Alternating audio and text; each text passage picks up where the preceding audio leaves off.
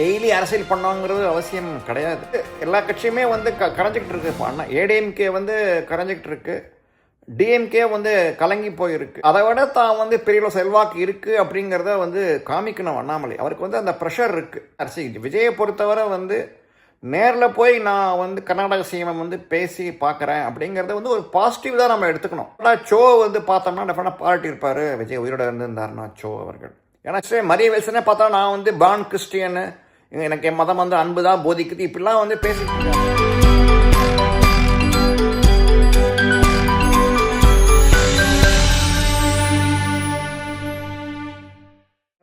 வணக்கம். இந்த வீடியோ பிடிச்சதுன்னா லைக் பண்ணுங்கள், ஷேர் பண்ணுங்கள், நம்ம சேனலுக்கு சப்ஸ்கிரைப் பண்ணுங்கள். விரக்தியிலா வி த லீடர்ஸ் மெம்பர்ஸ் அதை பற்றி தான் அந்த பதிவில் பேச போகிறோம். அண்ணாமலை அவர்கள் வந்து பார்த்தோம்னா வி லீடர்ஸ் வந்து ஆரம்பிச்சிட்டார் அவர். ப்ளஸ் இன்னும் கட்சி இன்னும் ஆரம்பிக்கிறதுக்கு இன்னும் அவர் டைம் எடுத்துக்கிறாரு அப்படிங்கிறது ஒரு அவங்க குறைபாடாக இருக்குது எல்லாம் சொல்கிறாங்க. ஸோ தொண்டர்கள் மத்தியிலுமே வந்து பார்த்தோம்னா வந்து தனுஷ் கூட வந்து அரசியலுக்கு வரப்போகிறாரு. ப்ளஸ் நம்ம சிஜேபி கூட ஏதோ பண்ணிகிட்டு இருக்காங்க, நம்ம ஒன்றுமே பண்ணலையே அப்படிங்கிறது ஏதோ ஒரு குறையாக இருக்குது. ப்ளஸ் ஒரு டெய்லி வந்து ஒரு பேட்டி கொடுத்து ஒரு அதிரடி அரசியல்லாம் பண்ண அண்ணாமலை வந்து இப்போ அமுக்கி வாசிக்கிறாரு ஏன் அப்படிங்கிறது அவங்க மத்தியில் வந்து ஒரு கேள்வியாக இருக்குது. சரி, நம்மை பொறுத்தவரை அண்ணாமலை வந்து அவர் வந்து ஸ்டெப் பை ஸ்டெப்பாக போனோன்னு தான் பார்க்குறாரு.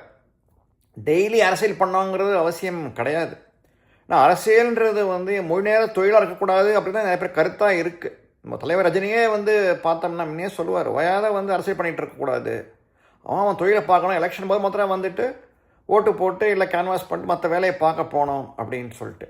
இப்போ இன்னொன்று வந்து நீங்கள் பார்த்தா இப்போதைக்கு எலெக்ஷன்ஸ் அப்படிங்கிறது நியர்பை எதுவுமே வர மாதிரி தெரியல இப்போதைக்கு. இன்னும் அடுத்த எலெக்ஷன் பார்த்தோம்னா வந்து ஒன்லி பார்லிமெண்ட் எலெக்ஷன் தான் இருக்குது. அதுக்கு இன்னும் டைம் இருக்குது, கிட்டத்தட்ட இன்னும் 3 வருஷம் இருக்குது. ப்ளஸ் அஃப்கோர்ஸ் இப்போ வந்து எல்லா கட்சியுமே வந்து கரைஞ்சிக்கிட்டு இருக்கு. இப்போ அண்ணா ஏடிஎம்கே வந்து கரைஞ்சிக்கிட்டு இருக்கு, டிஎம்கே வந்து கலங்கி போயிருக்கு. இப்போ பார்த்தோம்னா வந்து கண்டபடி பேசி நம்ம உதயநிதியை வந்து கேஸில் வந்து மாட்டியிருக்காரு. ஸோ மக்கள் வந்து வெறுப்பு வந்திருக்கும். மோரோவர் இப்போ பார்த்தா மக்கள் விஜயை பொறுத்தவரை வந்து பணம் கொடுக்காம வந்து ஓட்டு வாங்கியிருக்காரு அவர். அது பெரிய ஒரு செல்வாக்கு மக்கள் மத்தியில் இருக்குங்கிறது நிரூபிச்சிருக்காரு அவர். ஸோ அப்படிங்கிற போது அதை விட தான் வந்து பெரிய செல்வாக்கு இருக்குது அப்படிங்கிறத வந்து காமிக்கணும் அண்ணாமலை. அவருக்கு வந்து அந்த ப்ரெஷர் இருக்குது. சும்மா வந்து வாய்க்கு வந்ததை பேச முடியாது. அரசியல் வந்து பார்த்தா நிறையா பிரச்சனைகள்லாம் இப்போ ஓடிட்டுருக்கு. இப்போ காவிரி நீர் வந்து இன்னும் இப்போதைக்கு இன்னும் வர மாதிரி தெரில. கர்நாடகாவில் வந்து குருவையை வந்து அட்லீஸ்ட் எப்படி காப்பாற்றிட்டாங்க வந்து விவசாயிகள்லாம். அட்லீஸ்ட் 90% வந்து குருவை வந்து நட்டுருக்காங்க அப்படின்னு தான் வந்து பேச்சாக இருக்குது. அடுத்து அவர் என்ன பண்ண போகிறாரு விஜய் வந்து வந்து இதுக்கு வந்து தண்ணி வந்து வாங்கி கொடுக்க போகிறாரா என்ன அப்படின்ட்டுன்னு. ப்ளஸ் விஜயும் வந்து பார்த்தோம்னா வந்து கேர்ஃபுல்லாக தான் வந்து நான் இது பண்ணிகிட்டு இருக்காரு அவர் வந்து திடீர்னு அவருமே வந்து அவசரமாக அரசியல் பண்ணணும் அப்படிங்கிறதுல அவர் வந்து இதுவாக இல்லை. நம்ம நேராக போய் பார்க்குறேன்னு அரசியல் விஜயை பொறுத்தவரை வந்து நேரில் போய் நான் வந்து கர்நாடக சிஎம் வந்து பேசி பார்க்குறேன் அப்படிங்கிறத வந்து ஒரு பாசிட்டிவ் தான் நம்ம எடுத்துக்கணும். நிறைய பேர் சொல்லலாம் பேசி என்ன ஆக போகுது அப்படின்னு சொல்லிட்டு. பட் டெஃபினட்டாக ஷோ வந்து பார்த்தோம்னா டெஃபினட்டாக பாராட்டி இருப்பார் விஜய் உயிரோட இருந்திருந்தாருன்னா ஷோ அவர்கள். ஏன்னா ஷோவை பொறுத்தவரை காவிரி பிரச்சனைங்கிறது பேசி தீர்க்க வேண்டிய பிரச்சனை தான் வழியாக சவடாலாம் விட்டு ஒன்றும் ஆக போதில்லை அப்படின்னாரு. 91, 92 நினைக்கிறேன். வாழப்பாடி ராமமூர்த்தி வந்து இப்போ பெட்ரோலியம் மினிஸ்டராக இருந்தார் நரசிம்மராவ் கவர்மெண்ட்டில்.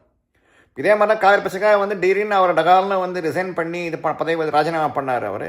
ப்ளஸ் காங்கிரஸ் தலைவர் பதவி ராஜினாமா பண்ணார். அப்போ ஜெயலலிதா வந்து விழா நடத்தினாங்க. பட் என்ன யூஸ், ஒரு பிரயோஜனமும் கிடையாது. கடைசி காரணம் வெளில வந்தார் அவர் வாழப்பாடி ராமமூர்த்தி. ஸோ அதுதான் நடந்ததை விட வேறு ஒன்றுமே சவடால் ஒன்றும் பெரிய பிரயோஜனப்படலை. So hi friends, welcome to another video from Tamizhaga pulse.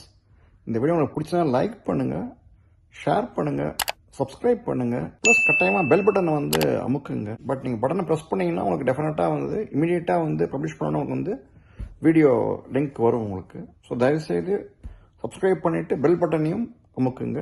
இனிமேல்ட்டு நம்ம வீடியோக்குள்ளே போகலாம். அதுக்கு இன்னொரு கோரிக்கை இருக்குது. நம்ம சேனலில் வந்து நம்ம பிஜேபி ப்ளஸ் நாட்டு நலனை பற்றி கருத்துக்கள்லாம் நாங்கள் வந்து போடுறோம். ஸோ நீங்கள் மெம்பர்ஷிப் நீங்கள் எடுத்துக்கிட்டிங்கன்னா சேனல் சப்போர்ட் பண்ண மாதிரியும் இருக்கும், ஊக்குவிக்கிற மாதிரியும் இருக்கும். சேனலில் மெம்பர் ஆகிறதுக்கு நாங்கள் வந்து உங்களை வந்து கோரிக்கை வைக்கிறோம். ஜெயலலிதா பத்திர வந்து கேஸ் போட்டு ஏதோ பண்ணாங்களே வழியே ஒன்றும், பட் தண்ணி வரல நமக்கு இன்னும் பார்த்தோம்னா. ஸோ பேசி தீர்க்க வேண்டிய பிரச்சனை தான் காவிரி பிரச்சனை. ஏன்னா காவிரி பிரச்சனைகள்லாம் நீங்கள் பார்த்தீங்கன்னா அதுக்கு முந்தி ட்ரிபியூனல் 205 டிஎம்சி கொடுத்தாங்க நமக்கு முதல்ல. அப்புறம் பார்த்தோம்னா அதுவே தரமாட்டோம் அடம் பிடிச்சாங்க கர்நாடகா. கடைசியில் இப்போ 170 டிஎம்சி தான் இப்போ ஓகேன்னு இருக்காங்க மினிமம். அதுவே வந்து எல்லா ஏகப்பட்ட டேம் எல்லாம் கட்டி விட்டு கர்நாடகா அட்டகாசம் பண்ணிட்டு இருக்காங்க. ஸோ விஜயோட அரசியலும் வந்து ஒரு மாதிரி பாசிட்டிவாக தான் போயிட்டு இருக்கு. அப்படிங்கிற போது சும்மா தேவையில்லாம எதிர்பார்த்து பண்ணிட்டு இருந்தாங்கன்னா வந்து ஒரு மக்களுக்கு வெறுப்பு தான் வரும். அது அந்த வெறுப்பு தான் வந்து டிஎம்கே அறுவடை பண்ணியிருக்காங்க இந்த தேர்தல் தோற்று போய். அது வந்து தேர் நாட் ரியலைஸ்ட். அதான் நம்ம சேனல்லே வந்து அருண்குமார் அவங்களே சொல்லியிருந்தார் இந்த மாதிரி சும்மா வயாத எதிர்பார்த்து வந்து மக்களுக்கு வந்து பிடிக்காது, எல்லாத்துக்கும் எதிர்த்தே இருந்தாங்கன்னா மக்களுக்கு வந்து வெறுப்பு வந்து ஒரு கட்டத்தில் அப்படிங்கிறதான் வந்து அண்ணாமலை தான் தெரிஞ்சு வச்சுக்கிட்டு இருக்கார். சரி, எப்போ வந்து மக்கள் வந்து காசு வாங்காமல் ஓட்டு போட்டிருக்காங்களோ டெஃபினட்டாக வந்து பிடிச்சி தான் பண்ணிருக்காங்க அந்த விஷயத்தான்னு தெரியுது. டிஎம்கே வந்து ஏன் ஓட்டுக்கு காசு தராங்க அப்படின்ட்டு மக்களுக்கு வந்து டிஎம்கே ஓட்டு போட பிடிக்காது மக்களுக்கு டிஎம்கேக்கு. ஸோ ஒரு பிடிக்காத விஷயத்தை பண்ணணும் அப்படின்னும் போது தான் வந்து காசு கேட்பாங்க மக்கள். அதான் நடந்திருக்கு இந்த விஜய் எப்போவுமே இந்த இவங்க விஷயத்தில், டிஎம்கே ஏடிஎம்கே விஷயத்தில். சரி, பிடிச்சி ஓட்டு போடுறதுக்கு நீங்கள் காசு தரணும், நீங்கள் யோசிச்சு பாருங்கள். ஸோ அதனால் வந்து விஜய்க்கு செல்வாக்கு மக்கள் இன்னும் செல்வாக்கெல்லாம் கெட்ட பேர்லாம் ஒன்று வரலாம், இன்னும் பெருசாக வந்து அவர் ஒன்றும் பண்ணலை. அப்படிங்கிற போது தேவையில்லாமல் இன்னும் நிறைய அரசியல் பண்ணி இன்னும் வந்து அவருக்கு மவுசு தான் கூட்டி கொடுப்பாங்க. சரி, எப்பவுமே வந்து எதிர்க்கிறோம் அப்படிங்கும் போது அவங்கள வந்து மற்ற ஆதரவு ஒன்று கன்சல்டேட் ஆகும். அதான் வந்து பார்த்தா அமெரிக்காவில் நடந்தது. ட்ரம்ப்புக்கு எதிராக பார்த்தோம்னா ட்ரம்ப்புக்கு எதிராக ஓயாத பேசி பேசி பேசி கடைசி ட்ரம்ப்புக்கு ஆதரவு ஓட்டு குவிஞ்சிடுச்சு. ஸோ அப்படிங்கிற போது இன்னும் தேவையில்லாம் விஜய் இன்னும் மவுசை ஒன்று கூட்டி விட வேணாங்கிற நம்மளோட ஏமா இருக்கும் இன்னும். ப்ளஸ் இப்போ தான் வந்து பார்த்தோம்னா ரொம்ப எலெக்ஷன் டைம் இல்லாத டைம் இருக்குது. இன்னும் பெருசாக நியர்பை எலெக்ஷன் வராத பட்சத்தில் தேவையில்லாமல் போய் அரசியல் பண்ணி கட்சி ஆரம்பித்து இன்னும் பெருசாக வந்து சவடாலாம் விட்டு பார்த்தோம்னா early we should not peak early in a contest அப்படிம்பாங்க. ஒரு டோர்னமெண்ட் நடக்குதுன்னு வச்சுங்களேன், முதல்லே வந்து ஃபார்மில் பீக் ஃபார்ம் வந்துடக்கூடாது. எந்த ஜெயிக்க போகிற அணி பார்த்தா மெதுவாக தான் வரணும் பீக் ஃபார்மில். கரெக்டாக ஃபைனல்ஸ் வரும்போது கரெக்டாக பீக் ஃபைனல்ஸ் வருவாங்க, அப்போ கப்பை ஜெயிச்சுட்டு போயிடுவாங்க பார்த்தீங்கன்னா. இப்போ அதே மாதிரி அண்ணாமலை அதை அந்த இதான் பாதையாக தேர்ந்தெடுத்திருக்கார். எடுத்த உடனே போய் நம்ம தடாடி அதே வைகோ இதே தப்பு தான் பண்ணார். 1993 வந்து வைகோ வந்து டிஎம்கே விட்டு பிரிஞ்சு போனார். ஆனால் இவர் வந்து கொலைப்பழியை போட்டு வழக்கம் போல் நம்ம கருணாநிதி வந்து ஸ்டாலினை இது பண்ண முன்னிறுத்தணும்னு சொல்லிட்டு வைகோ மேலே வந்து ஒரு கொலைப்பழியை போட்டு உள்ள அனுப்பிச்சி விட்டார். வைகோ தனியாக வந்து களம் கண்டார். பார்த்தோம்னா அப்போ 1 இயர் பயணம் அரசியல் கலக்கினார் வந்து வைகோ. கட்சியே வந்து உடையிற மாதிரி இருந்தது. அப்போ இவர் தான் அழகிரி தான் வந்து மதுரைக்கு தெற்கே வந்து காப்பாற்றி விட்டார். நிறைய பேர் எல்லாம் வீரபாண்டியார் மகமாக இருக்கட்டும், நிறைய பேர் இருக்கட்டும், யாருமே வந்து ஆதரிக்கலை வந்து வைகோ வெளியேற்றின மூவை. சப்போர்ட்டாக தான் இருந்தாங்க நிறைய பேர். பட் இருந்து அதில் என்ன டிஎம்கேவோட மீட்டிங்கே வந்து அப்போ சேலத்தான மீட்டிங் வந்து சேலம் கேசல் நடந்தது, பயந்துக்கிட்டே நடத்தினாங்க. அப்போது கட்சி வந்து அவ்வளோ கலங்கி போயிருந்தது டிஎம்கே. தோல்வி விட்டுருந்தாங்க வேறு 91 ராஜீவ்காந்தி கொலை வழக்கில் வந்து டிஎம்கே பழி விழுந்து கட்சியே வந்து சுணங்கி போயிருந்தது. அப்போ கட்சியும் உடஞ்சி போய் இன்னும் பெரிய கலக்கத்தை கருணாநிதியை எப்படியோ கட்சியை காப்பாற்றி விட்டார் அவர். ஸோ அந்த மாதிரி வைகோ வந்து பீக்கில் போய் அப்புறம் ஒன்று எலெக்ஷன் போது தோற்று போயிட்டார் 96. அப்போ ரஜினியோட வேவில் வந்து தோற்று போயிட்டார் இவர் வைகோ. ஸோ அது மாதிரி நடக்கூடாதுன்னு சொல்லிட்டு தான் வந்து அண்ணாமலை படிப்படியாக வந்து இது பண்ணுறாரு அவர். இப்போ மெயினாக வந்து ஒரு சோஷியல் சர்வீஸ் இது மாதிரி மக்கள் வந்து இடம் பிடிக்கலாம், ப்ளஸ் மக்கள் வந்து நிலைச்சி நிற்கும் அப்படிங்கிறத பார்க்குறாரு. முன்னே எல்லாம் சொல்லுவாங்க ஆல்ரெடி இஸ் பாப்புலர், எதுக்கு இன்னும் இது பண்ணணும் அப்படின்னு சொல்லிட்டு. பட் இது மாதிரி நாளைக்கு என்ன நடக்க போகிறது அப்படிங்கிறது வந்து ஸ்டெப் பை ஸ்டெப்பாக பண்ணும்போது தான் மக்கள் வந்து நல்லா பேர் கிடைக்கும், ப்ளஸ் ஒரு எதிர்ப்போடு அட்ராக்ட் பண்ணலாம் அப்படின்னு. இன்னும் பார்த்தோம்னா வந்து இவங்க வந்து தவறுகள்லாம் பெருசாக இன்னும் பண்ணல, பட் பண்ண ஸ்லோவாக பண்ண ஆரம்பிச்சிருக்காங்க. இப்போ ஃபைனான்ஸ் மினிஸ்டர் மரிய வில்சனே பார்த்தா நான் வந்து பான் கிறிஸ்டியனு, எனக்கு என் மதம் வந்து அன்பு தான் போதிக்குது, இப்படிலாம் வந்து பேசிக்கிட்டு இருக்கா. அப்போ தமிழர் அது அன்பாக இருக்குது. ஸோ இந்த மாதிரிலாம் வந்து டெஃபினட்டாக வந்து எல்லாம் வந்து ஒரு மக்களுக்கு வந்து ஒரு பாயிண்டர்ஸ் மக்களே வந்து பார்த்துட்டு இருக்காங்க வந்து டிவிக்கேவை. அவர் வந்து சிஎம் வந்து கிறிஸ்டியனு, சபாநாயகர் வந்து கிறிஸ்டியனு, ஃபைனான்ஸ் மினிஸ்டர் வந்து கிறிஸ்டியன், இப்படியே வந்து என்ன மக்களை வந்து என்ன பார்த்துட்டு இருக்காங்கன்னு.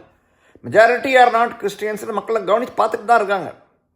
ஸோ இந்த அரசாங்கம் வந்து ஒரு மாதிரி ஒரு சாராரண அரசியலோ ஒரு அரசாங்கமோ அப்படிங்கிற டவுட் எப்போவுமே இருந்துக்கிட்டே இருக்குது மக்கள் மத்தியில். ஸோ அப்படிங்கிற போது அது வந்து கரெக்டாக டைமில் வந்து ஹார்வெஸ்ட் பண்ணணும். ஸோ எடுத்தவொடனே போய் தடாலே பேசி பண்ணுறதுல ஒரு பிரயோஜனமும் கிடையாது. ஸோ அதனால் அண்ணாமலை வந்து மெதுவாக தான் பண்ணுறாரு அவர். ஏன்னா வந்து சும்மா வந்து தேவையில்லாமல் போராட்டத்தை அனுபவித்து மக்கள் டைம் வேஸ்ட் பண்ணி எரிச்சல் அடையக்கூடாது அப்படிங்கிறது அவரோட கருத்தாக இருக்குது. அதனால் அவர் ஸ்டெப் பை ஸ்டெப்பாக தான் பண்ணுவார்.